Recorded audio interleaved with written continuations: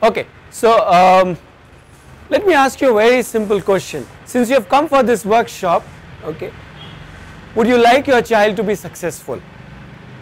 However you define successful. Yeah, it's a very obvious kind of a question, right? Now, obviously, what I'm saying is, to be successful, there could be some characteristics that you think are important, right? Whatever is your list. So I want you to take a moment and think of 3 characteristics that you think are important and hence you would like to see them in your child, so that he or she is successful in life. Something that should be part of the child, should be a characteristic in the child, so that the child is successful, or those characteristics help the child to be successful. Persistence, flexibility, imagination. Okay, you say persistence, flexibility and imagination to you are important characteristics. Okay, somebody else? Independent thinking, persistence definitely, and communication. Thoughtful, compassionate and passionate. Perseverant and trustworthy, like keeping their word, short and hard work. To be passionate about what he's doing and hardworking. Third, I have to think more. So my next question to all of you is, if these characteristics, whatever the group said, even if I collect the whole of them, right, how important are these characteristics for the child in his life? Are they important, more important than academics? Are they less important than academics? Are they equally important to academics? How important do you think these characteristics are?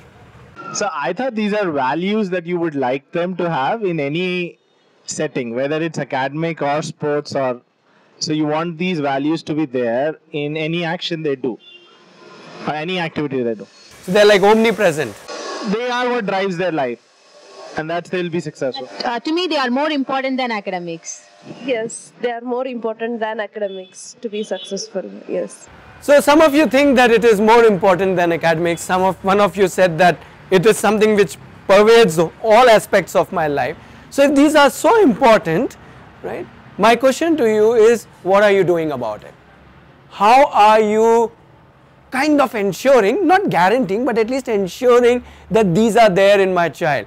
See, for academics, you have put your child to a nice school, you have put responsibility, you have bought all kinds of resources, even maybe tuitions, I don't know what all. You made a lot of arrangements for the academic parts. So I'm not saying that academics is not important, but I'm saying if this is important, almost as important or more important, all pervasive, then what are we doing about it?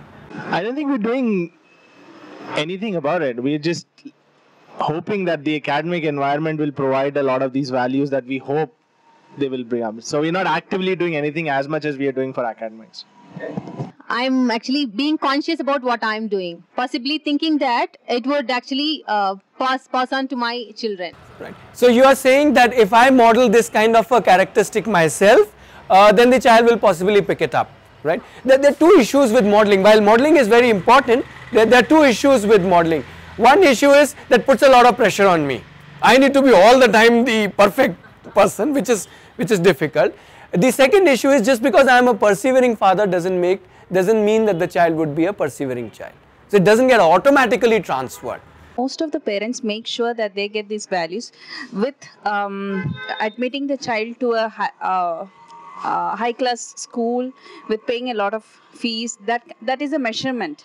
Interestingly, the schools aren't really focusing on this. In fact, I don't even think it is all right to say that, hey, the school will take care of this. The school has a whole lot of agenda in front of them. They have the maths and the science and the English and the history and so on, and the physical development. So while yes, these will come in that, but the school isn't really focusing on it. So I want you to think about it, that look at it this way, that hey, these are important, and if I'm not doing about it, isn't it time that I at least thought about what I can do, right? Maybe I can do something, maybe all I need to do is a little bit on a daily basis, and that can work wonders. So let me ask you kind of a related question. If you were to work on these consciously from today onwards, now that I have sensitized you, how will you do it? What will you do? Appreciating whenever the child does something that we feel is valuable. So pointing it out. Okay, so appreciating. These are very good important characteristics to have, but the problem is the schools are not bothered today about these kind of things, and the focus is on study. So I really don't know where to look for this. Well, I think that's why I am here, to understand how I should go about it. So let's do a small activity and see how do these characteristics work, right? If we understand these characteristics and how they work, we'll possibly be able to understand how we can help children in developing these on a day-to-day basis, nothing drastic to do. I want you to stand up, right? And the instructions are on the slide. What you have to do is you have to rotate your legs in the clockwise direction, right? Yeah, rotate your leg in the clockwise direction and keep rotating, and while rotating try to write a big 6 in the air with your right hand.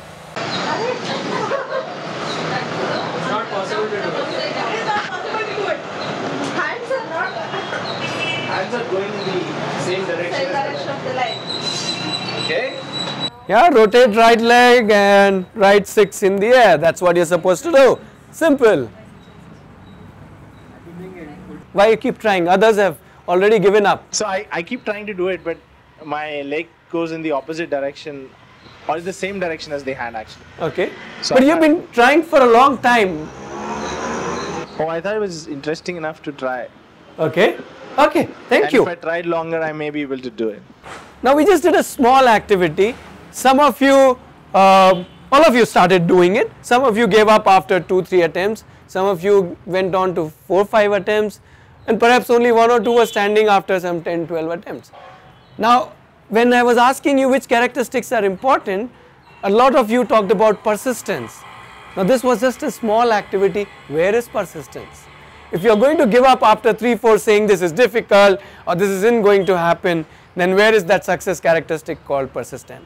Okay. What we are saying is that these success characteristics cannot be taught outside an experience. They can only be learned when a child is doing something, like how you are doing something now. Now if I talk about persistence, it is immediately applicable. You can understand it. Okay, so this is what is persistence. I tried and then I gave up. And we can discuss with the child what happened, why you wanted to keep on trying, like I was discussing with him. Or I can discuss with the child if he gave up, what were you thinking, what were you feeling, how did you want to do it. So I can use an experience to build on the learning of the child. Not that that experience needs to be perfect, not that the child needs to have done it, but the important thing is that the child is experiencing it right now. So slowly he starts he builds his own understanding, he builds his own choices. In fact, he realizes, oh, this is one way of doing it, there is another way of doing it, by being more perseverant, by enjoying it more, and help the child build his own thoughts about it. As he grows and he builds his own thoughts about it, these characteristics or values, if you want to call it, become a part of it.